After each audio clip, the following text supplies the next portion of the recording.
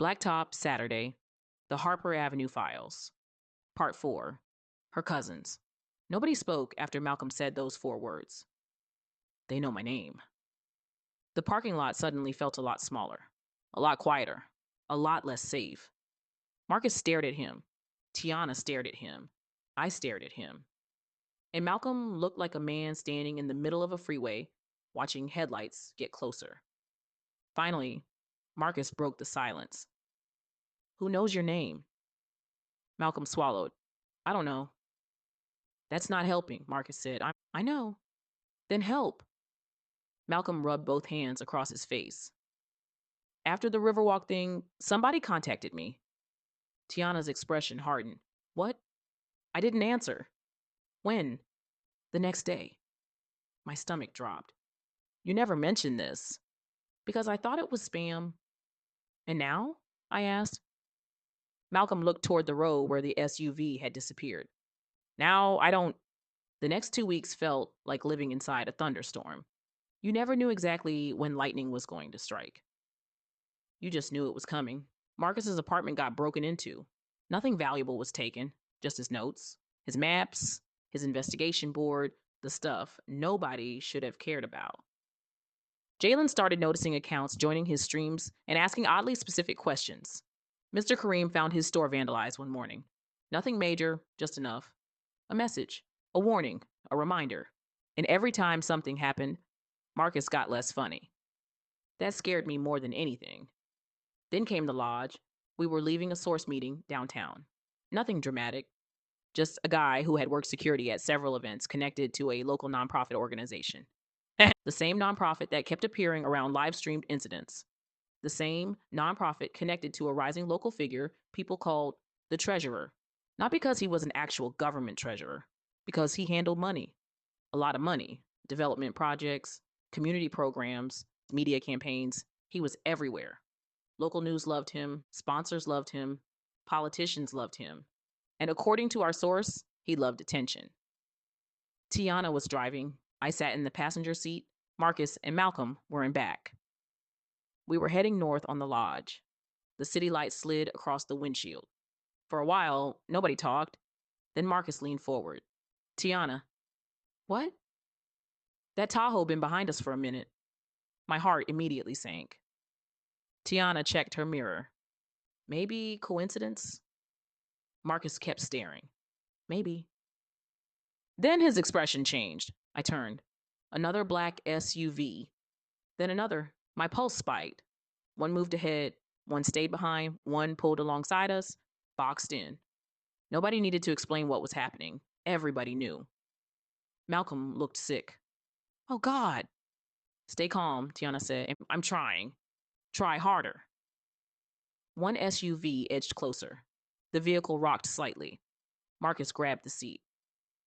For the first time since I'd known him, he wasn't joking. Tiana suddenly accelerated.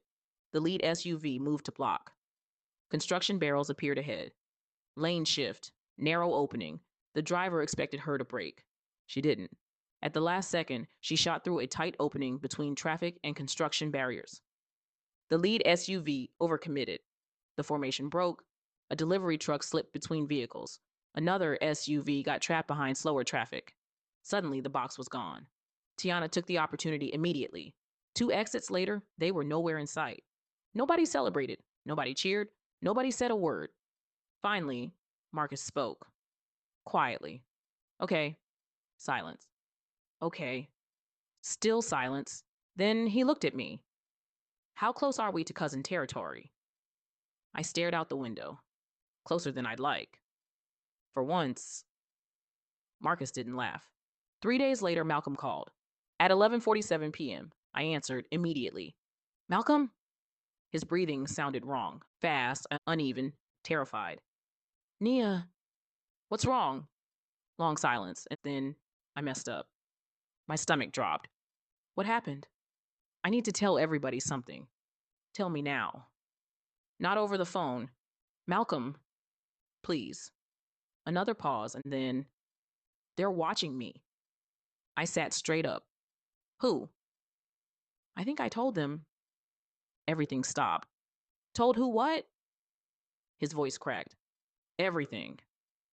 Then he gave me a meeting location and hung up. I called Marcus, then Tiana, then Jalen. We drove downtown immediately. The entire drive, I prayed we would get there first. We didn't. Police lights flashed against buildings, ambulances, yellow tape, crowds gathering. Marcus got out first, then stopped walking. Tiana froze.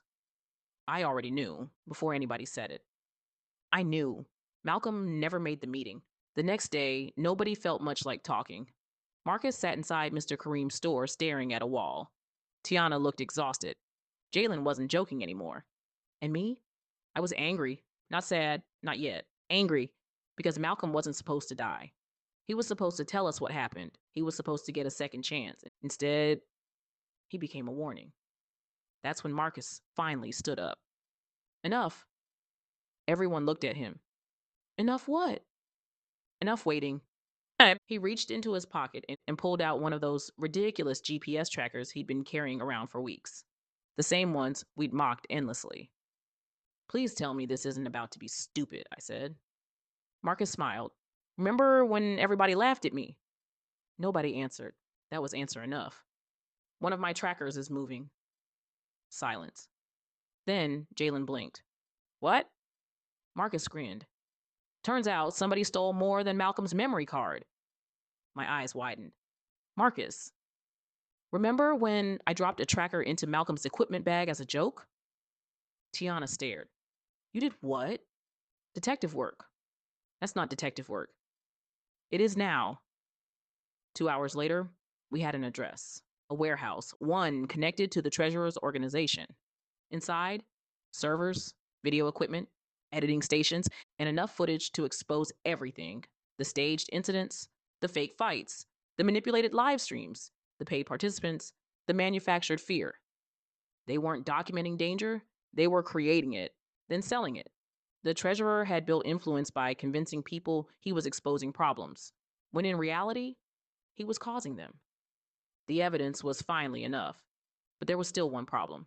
We had the truth. They knew we had the truth, and people had already died. I looked around the room, at Marcus, at Tiana, at Jalen. Then I pulled out my phone. Marcus immediately stood. No. Yes. Nia. Marcus, you're escalating. Correct. We're not there yet. We are. Then I sent the text. 5 words. Need y'all on Harper. Now. The next morning, 3 SUVs rolled onto Harper Avenue. Marcus nearly dropped his coffee. Hold on. Nobody answered. Hold on.